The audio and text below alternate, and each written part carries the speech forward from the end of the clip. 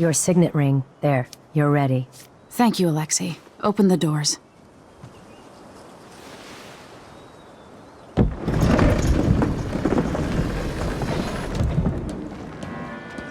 All hail Her Imperial Majesty, Emily Kaldwin. It's interesting to see where a game with a fantastic first entry goes in its sequel. Will it be as good as the original, or bad? Maybe it will be a totally different experience altogether, or maybe it will remain the same without taking any risks. Following Arcane Studios' critically acclaimed Dishonored comes the hotly anticipated sequel, Dishonored 2. And we finally had the chance to flex our fingers and explore the decrepit streets and dilapidated buildings of this famous stealth action series. 15 years after the death of her mother and the big cover-up in the original Dishonored, Emily Kaldwin has become the Empress of Dunwall, and she's never quite sure if her ruling position is ever as good as her mother's was.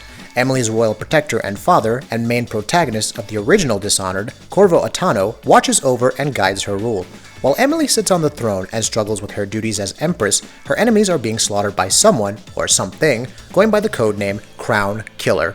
This setup manipulates the city into thinking Emily and Corvo are on a killing spree to end conflicts with their enemies.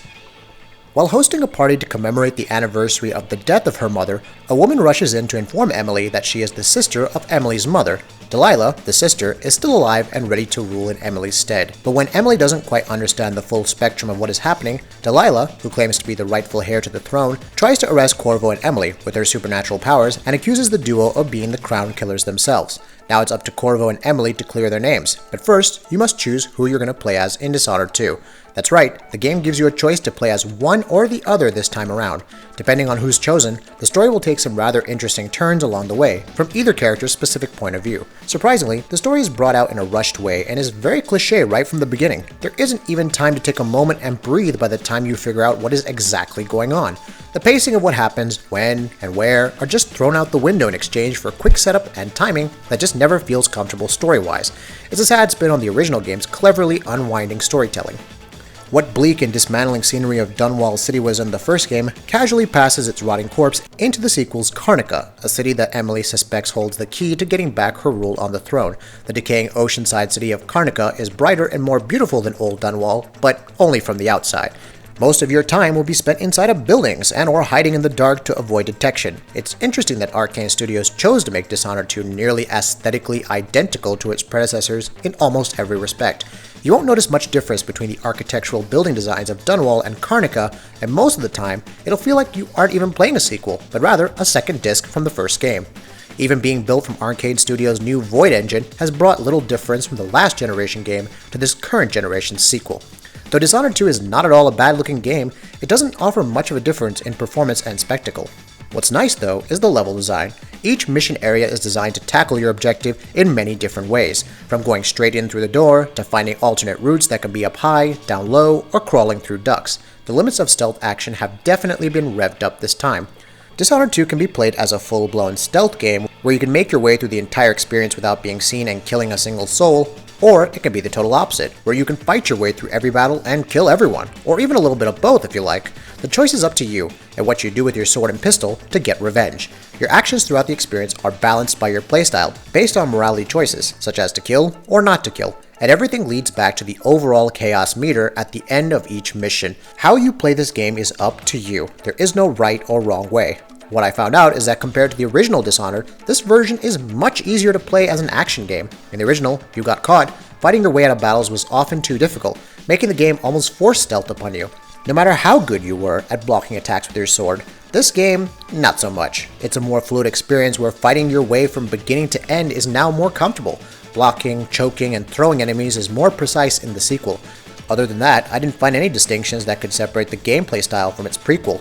Everything seems to remain intact for the most part. Some locations are frustrating and take a very slow pace, while others can be run through fairly quickly. Much like the original Dishonored, at the end of each mission, the game will assess how well you did with set objectives you can aim for throughout the mission, in a lethality and stealth category: civilians killed, hostiles killed, alarms rung, and bodies detected.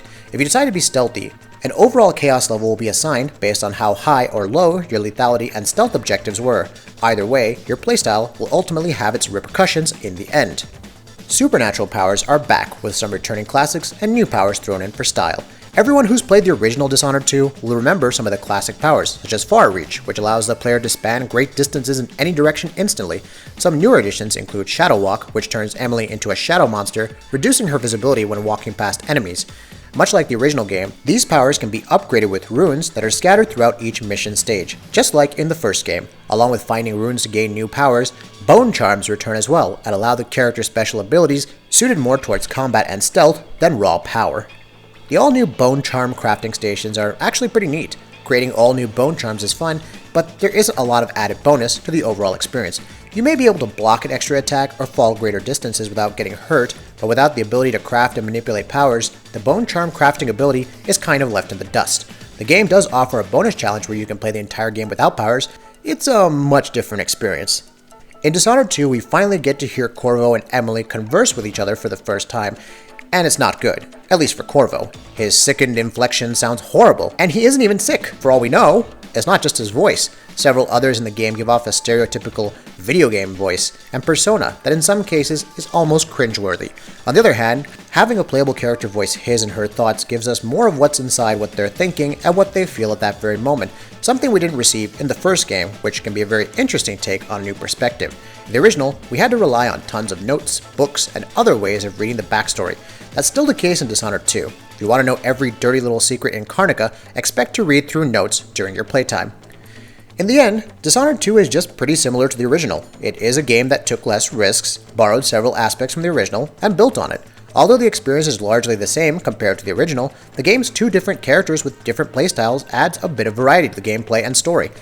However, there are times where I felt that a world built on mystery and lore and a wonderful atmosphere can offer so much more. There's plenty to enjoy in Dishonored 2, if you're a fan of the original. You will be treated to some outstanding missions, a bigger campaign and world, and intriguing powers. But if you're looking for a new and inventive take on the series, then Dishonored 2 might not be enough to whet your appetite. Like this video? Why not give us a like and subscribe? We try and upload amazing videos almost every single day. Thank you for watching this video, and we'll see you on the next one.